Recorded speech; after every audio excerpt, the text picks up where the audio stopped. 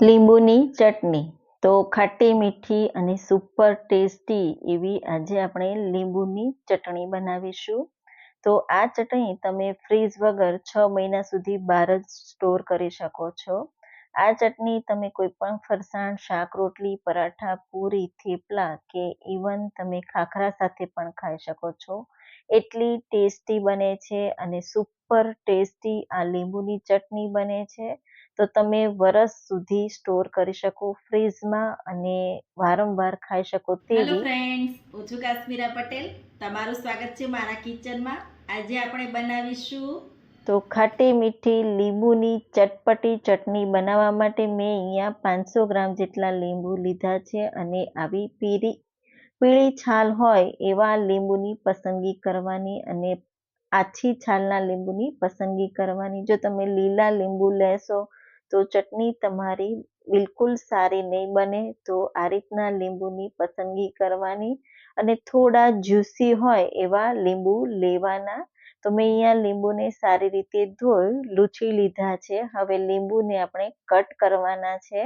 તો લીંબુનો ઉપરનો ડીટીયાનો આ રીતે બંને સાઈડનો ભાગ કટ કરી લઈશું અને આ રીતે બે ટુકડા કરી લઈશું અને આ રીતે આપણે 4 ટુકડા કરવાના છે. તો જેટલા બિયા નીકળે એટલા બિયા આપણે કાઢતા જવાના છે. એક પણ બીયો લીંબુમાં ના રહે એનું ખાસ ધ્યાન રાખવાનું છે. તો એક લીંબુમાંથી મેં અહીંયા 8 ટુકડા કરી આ રીતે વચ્ચેનો ભાગ અને બિયા બંને કાઢી લીધા છે. તો મેં અહીંયા લીંબુ બધા કટ કરી લીધા. પહેલેથી જ કઢાઈમાં પાણી ગરમ કરવા માટે મૂકી દીધું હતું અને લીંબુ આપણે પાણીમાં ઉમેરી દઈશું. તો માત્ર 2 જ મિનિટ માટે પાણીમાં આપણે લીંબુ રાખવાના છે એટલે લીંબુની કડવાશ હોય એ બિલકુલ નીકળી જશે. તો આ એક ટિપ્સ છે. તો 2 મિનિટ જેવું થઈ જાય એટલે આપણે એકદમ ચિલ્ડ પાણીમાં, એકદમ બરફવાળા પાણીમાં લીંબુ બધા ઉમેરી દઈશું.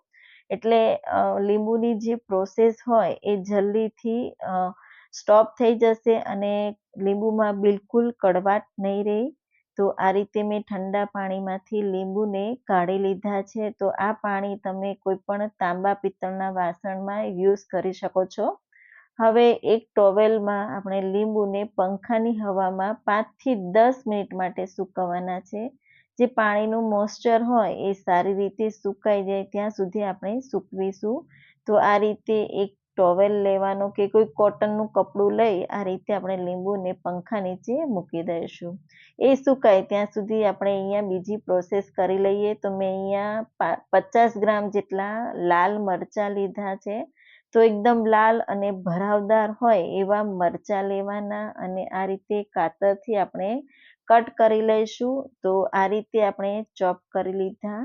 તમે જોઈ શકો છો લીંબુ પણ એકદમ સારી રીતે સુકાઈ ગયા છે. તો આ રીતે મોઇસ્ચર પણ થોડું દૂર થઈ ગયું. હવે એક મિક્સિંગ બાઉલ લેશું. એમાં અમુક મસાલા સાથે આપણે ચટણી રેડી કરવાની છે. તો 2 મોટી ચમચી વરિયાળી, 1 નાની ચમચી મરીના દાણા એટલે કે 8 થી 10 મરીના દાણા, 1 નાની ચમચી શેકેલા જીરાનો પાવડર ઉમેરી દઈશું. 1 મોટી ચમચી સંચળ પાવડર, બહુ સારો એવો સુપર ટેસ્ટ આવશે. 1 મોટી ચમચી મીઠું ઉમેરી દઈશું. સાથે 1 નાની ચમચી હળદર, કલર બહુ સારો એવો આવશે. 2 મોટી ચમચી કાશ્મીરી લાલ મરચું લીધું છે. જો તમારે તીખી ચટણી જોઈતી હોય તો તમે અડધું લઈ શકો છો. સાથે આપણે કટ કરેલા લાલ મરચાં ઉમેરી દઈશું અને લીંબુના ટુકડા ઉમેરી દઈશું. તો આપણે અહીંયા દરદરી પેસ્ટ રેડી કરવાની છે. તો આ રીતે બધું જ સારી રીતે આપણે પીસી લઈશું. તો તમે જોઈ શકો છો આ રીતનું આપણે ચટણી રેડી કરી લીધી. તો બહુ સારી એવી સુપર ટેસ્ટી એવી ચટણી રેડી થશે. હવે કઢાઈ લઈશું. કઢાઈમાં આપણે 2 મોટા ચમચા જેટલું તેલ, તમે ઘરમાં જે તેલ ખાતા હોય એ લઈ શકો છો.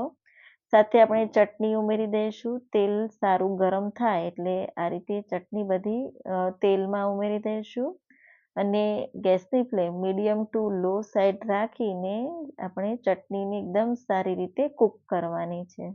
તો સતત આ રીતે ચલાવતા રહી ચટણી આપણે કૂક કરી લઈશું. તો આ રીતે થોડી જ વાર માટે ચટણીમાંથી બધું જ પાણી નીકળશે. હવે એમાં આપણે 500 ગ્રામ જેટલો ગોળ, તમે ખાંડ પણ લઈ શકો છો, સાકર પણ લઈ શકો છો. હું ગોળમાં બનાવી રહી છું. તો 500 ગ્રામ લીંબુની સામે 500 ગ્રામ ગોળ લેવાનો. ખાંડ લો તો પણ તમારે 500 ગ્રામ જેટલી ખાંડ લેવાની અને એકદમ સારી રીતે બધું મિક્સ કરીશું. તો જેમ જેમ કૂક થશે એમ ગોળનું પાણી થશે અને ચટણી એકદમ સારી એવી કૂક થવા લાગશે. તો તમે જોઈ શકો છો એકદમ સારી એવી ચટણી ઢીલી થઈ ગઈ. તો એકદમ સારી રીતે આ રીતે ચલાવતા રહીને ચટણીને આપણે થવા દઈશું. તો ગેસની ફ્લેમ મીડિયમ ટુ લો સાઈડ રાખવાની અને ગોળનું બધું જ પાણી મેલ્ટ થઈ ગયું તમે જોઈ શકો છો. એકદમ સારી રીતે આપણે આ રીતે ચલાવતા રહીશું. તો ચટણીને બહુ વધારે ટાઈમ કૂક નથી કરવાની. માત્ર એક તારની ચાસણી થાય ત્યાં સુધી આપણે થવા દઈશું. હજુ તાર બનતો નથી તો થોડી વાર માટે આપણે ચટણીને પાછી કૂક કરી લઈશું. તો તમે જોઈ શકો છો આ જ રીતે આપણે ગેસની ફ્લેમ પર થવા દઈશું. તો સતત આ રીતે 2 મિનિટ માટે હલાવી ચેક કરતા જવાનું. તાર બને એટલે આપણી ચટણી રેડી થઈ ગઈ. તો આ રીતે કન્સિસ્ટન્સી તમે જોઈ શકો છો ઘટ થવા લાગી છે. જેમ જેમ ઠંડી થશે તેમ એકદમ ઠંડી થશે એટલે એકદમ જાડી એવી ઠીક થઈ જશે. તો તમે જોઈ શકો છો ચટણી બનીને રેડી છે. મેં અહીંયા અડધો કલાક માટે પંખા નીચે મેં રાખી દીધી હતી. તો એકદમ સારી એવી ચટણી રેડી થઈ ગઈ છે. તો આ ચટણી બહુ ટેસ્ટી એવી બને છે, સુપર ટેસ્ટી. હજુ પણ લીંબુ સસ્તા મળે છે તો તમે જરૂરથી આ ચટણી બનાવી લેજો. આખું વરસ તમે એન્જોય કરી શકો છો.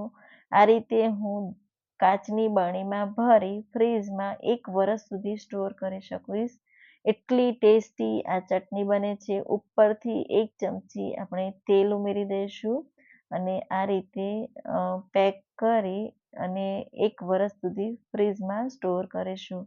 તો આ ચટણી તમે ટ્રાવેલમાં પણ લઈ જઈ શકો છો અને બહુ ટેસ્ટી એવી પૂરી, પરાઠા, ફરસાણ સાથે કે ખાખરા સાથે પણ બહુ ટેસ્ટી એવી લાગે છે. તો જરૂરથી ટ્રાય કરજો. નાના બાળકોથી લઈ મોટા બધાને ભાવે એટલી ટેસ્ટી આ ચટણી બને છે. તો જરૂરથી ટ્રાય કરજો અને મને કોમેન્ટ્સમાં જરૂરથી જણાવજો. આવજો.